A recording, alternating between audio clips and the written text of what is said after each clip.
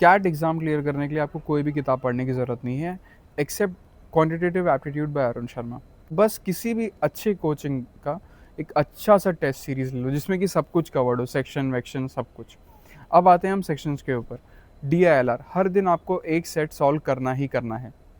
2-3 कर सकते हो बट लेकिन इंग्लिश और मैथ्स भी बैलेंस करना है तो 1 set is enough. Maths, quantitative aptitude, Arun Sharma आपके लिए रामबाण है, इसके अलावा कुछ और करने की ज़रूरत नहीं है। और सिर्फ LOD 2, LOD 3 तो कभी ज़िंदगी में गलती से भी मत छूना। और अगर आपको LOD 2 सॉल्व नहीं हो पा रहा है तो ही आप LOD 1 पे जाना।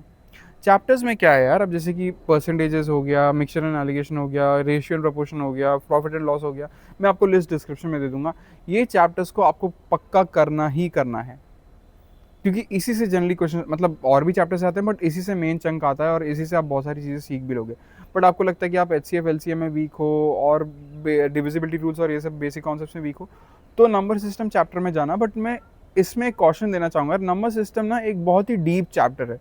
तो लोग जब इसको पढ़ने लगते हैं, एक्सप्लोर करने लगते हैं तो एकदम एंटर करने लगते हैं, घुसते चले जाते हैं और बाकी चैप्टर्स को इग्नोर कर देते हैं। तो थोड़ा ऊपर ऊपर से पढ़ो और फटाक से प्रॉब्लम सॉल्व कर लो क्योंकि मेन गोल हमारा मार्क्स लाना है।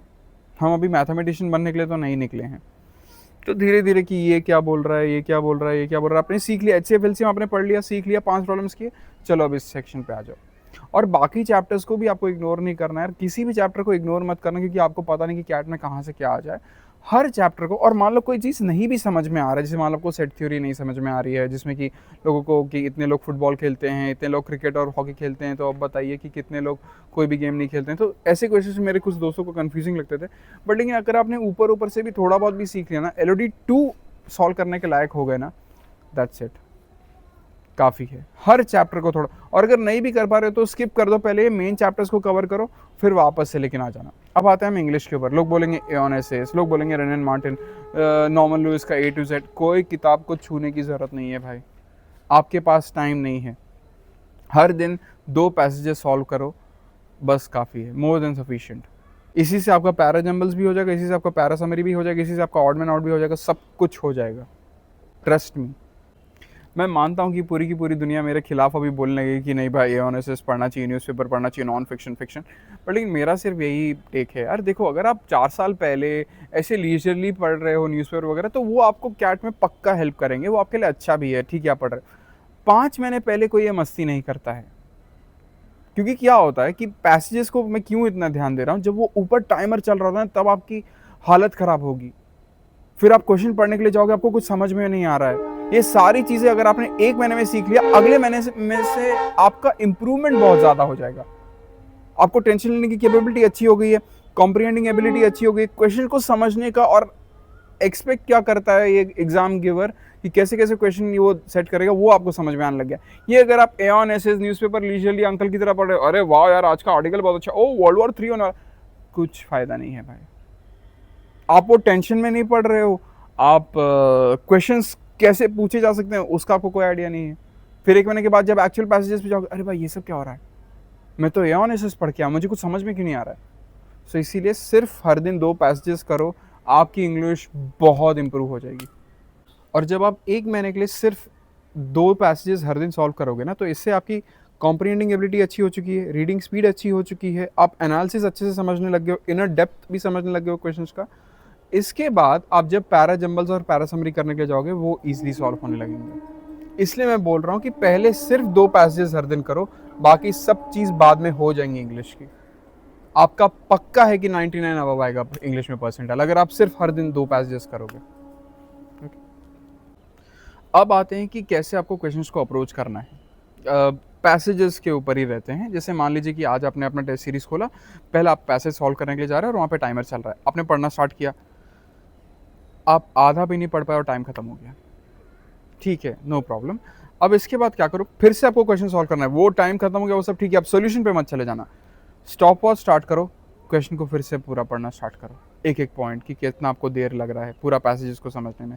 फिर आप क्वेश्चन सॉल्व करने के जो क्वेश्चन आते हैं कि इन्फ्रेंस क्या है, एजम्पशन क्या है, ऑथर क्या कहना चाह रहा था, ये सब चीज़ें, तो आप भले ही सॉल्व ना कर पाए वो चीज़ को इग्नोर कर दो, बट ये देखो कि टोटल टाइम कितना लगा कि पूरा पैसेज सॉल्व करने में। अब बंद करो, अब सॉल्यूशन देखो, अब समझो कि कहाँ पे आपने क्या गलती की, कि आप रीडिंग स्पीड को बढ़ा सकते थे, आपको समझने में क्या प्रॉब्लम हुआ, किन चीज़ों को आप इग्नोर कर सकते थे, कहाँ पे आप फंस रहे थे। आप आज भले ही वो टाइम के पहले नहीं पढ़ पाए पैसेज, वो चलेगा, बट दूसरे दिन आपको थोड़ा सा इंप्रूवमेंट होना चाहिए, थर्ड डे थोड़ा सा और, फिफ्थ डे थोड़ा सा और, bye 10th day I want कि आपको क्वेश्चन एटलीस्ट पढ़ना, even though you might not be able to solve it, but you should be able to finish the question within the given time limit. Every day improving is what matters in CAT. You might be 0 on the first day, but on the end day you should be on, like 99 plus percentile wala mark. And that can only happen by consistency and carefully analyzing what mistakes are you doing today on the first day.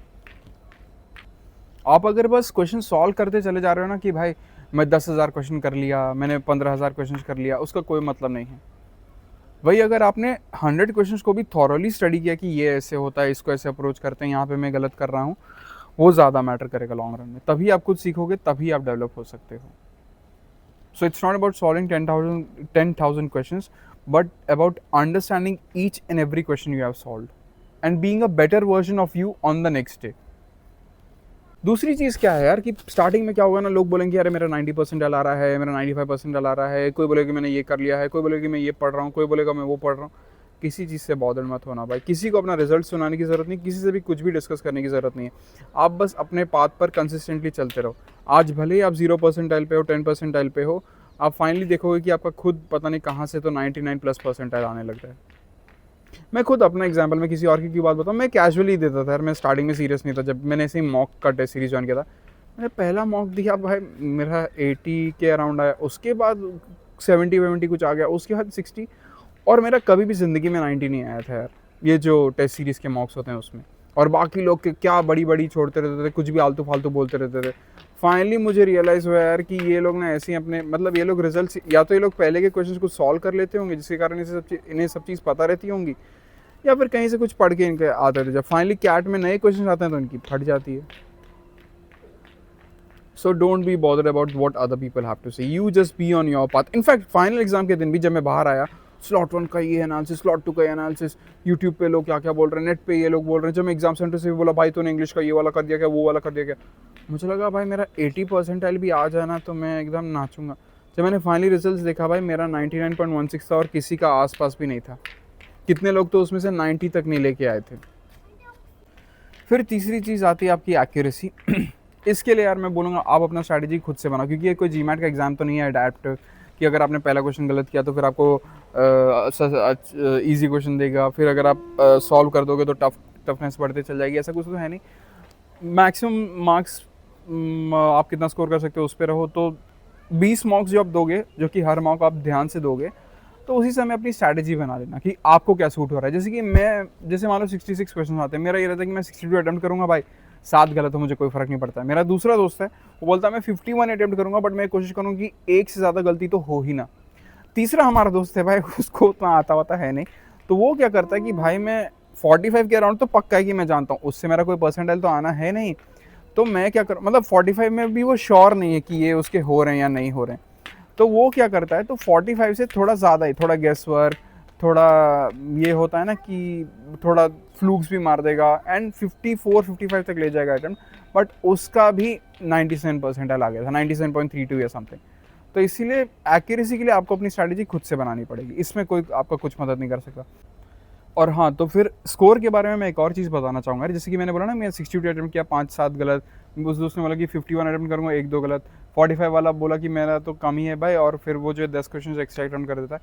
फिर भी जब हम finally result देखते हैं ना, तो मेरे कम से कम 10-12 गलत हुए होते हैं, 51 वाले के भी 6-7 गलत हुए होते हैं, और 45 वाले के समहाउ जो है 7-8 गलतियाँ हो जाती हैं, उसकी भी ज़्यादा ही गलतियाँ होती हैं. तो इसलिए हम चाहे कुछ भी सोच लें यार, फाइनली एग्जाम में क्या हो रहा है ये हम प्रेडिक्ट नहीं कर सकते. गलतियाँ ज़्यादा ही होंगी, जितना आप सोचोगे आप एक्स्ट्रा गलती तो होनी ही होनी है. इसलिए एक्यूरेसी का स्ट्रैटेजी आप खुद से ही बनाओ तो ही बेस्ट है यार, किसी की मत सुनो. आप 20 मार्क्स देने वाले हो, हर मार्क को सीरियसली दो, उसी में समझो कि आपको स्ट्रैटेजी क्या रहना चाहिए. ठीक है, तो फाइनली कंक्लूजन पे आ जाते हैं यार. 4-5 महीने बचे हैं. मैथ्स LOD 2 पहले मेन चैप्टर्स के, बाद में टाइम बचे तो दूसरे चैप्टर्स. अगर आप वीक फील कर रहे हो तो ही नंबर सिस्टम्स पे जाना, कॉन्सेप्ट कवर करके बस 5 क्वेश्चन करके फिर छोड़ देना है. DLR का हर दिन एक सेट सॉल्व करना ही करना है, चाहे कोई मर जाए मुझे कोई मतलब नहीं है। DLR का एक सेट सॉल्व होने, इंग्लिश के 2 पैसेजेस सॉल्व करने ही करने हैं पहले 1 महीने तक। उसके बाद आप पैरा समरी, पैरा जंबल्स पे जाओ चलेगा, क्योंकि जब आप पैसेजेस पढ़ते हो तभी आपका रीडिंग स्पीड भी इंप्रूव होता है, तभी आपका कॉम्प्रिहेंडिंग एबिलिटी भी इंप्रूव होता है, तभी आपका इंग्लिश का समझ भी बढ़ जाता है 1 महीने। पहले 1 महीने में पैरा समरी, पैरा जंबल्स मत करना, टाइम वेस्ट मत करना, आपको अगर एग्जाम क्लियर करना है तो। और एक्यूरेसी वाला बात तो आपको ठीक ही है, और अपने पाथ पे चलते रहो। 0 परसेंटाइल आ जाए, कल 5 परसेंटाइल आना चाहिए, फिर 10, फिर 15, फिर 35, एंड फिर somehow in the end 90 के above. Starting में don't be bothered about the results, you just learn the game. Forget about what others have to tell you, forget about your results, you just have to keep on learning every day. Love you, thank you, bye bye, and like, share and follow if you feel like this was a good video. Love you.